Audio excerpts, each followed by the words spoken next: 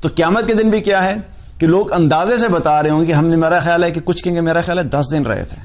کچھ کہیں گے نہیں میرا خیال ہے کہ 1 دن رہے تھے۔ تو یہ دنیا کی جو زندگی ہے، جو ہمیں اس وقت لگ رہا ہے کہ ہمارے پاس بہت لمبا وقت ہے، 60 سال ہیں، 70 سال ہیں، 25 سال کی پلاننگ چل رہی ہے، 10 سال کی پلاننگ چل رہی ہے، حقیقت میں آخرت میں ہمیں بالکل ایک لمحے کی طرح لگے، ہم نے ایک لمحہ اس دنیا میں گزارا تھا۔ موت کے بارے میں رسول اللہ صلی اللہ علیہ وسلم نے فرمایا کہ اس کو کثرت سے یاد کیا کرو، اکثر ذکر حازم اللذات یعنی الموت۔ آپ صلی اللہ علیہ وسلم نے فرمایا کہ لذتوں کو ختم کرنے والی یعنی موت کو تم کثرت سے یاد کیا کرو۔ اب جب موت آتی ہے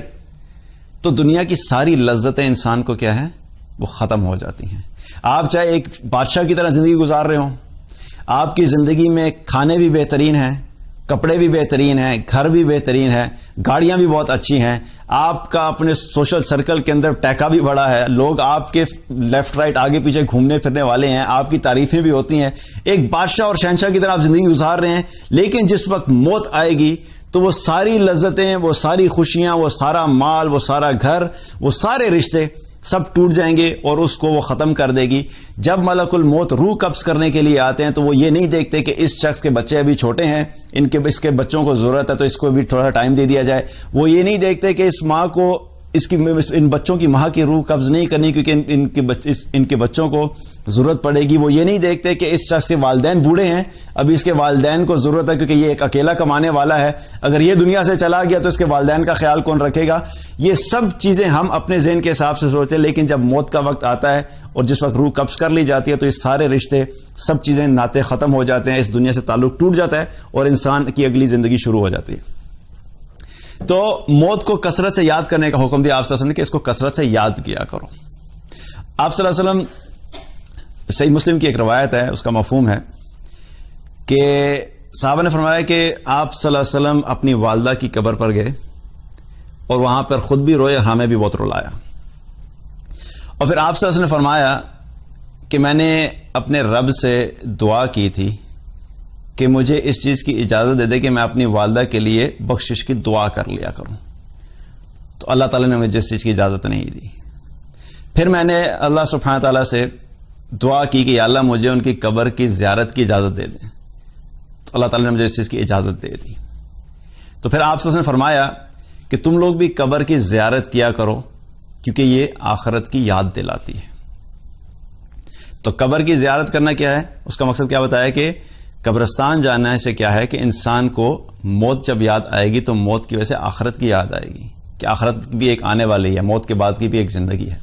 اسی طریقے سے آپ نے ایک اور حدیث ہے، اس میں آپ نے فرمایا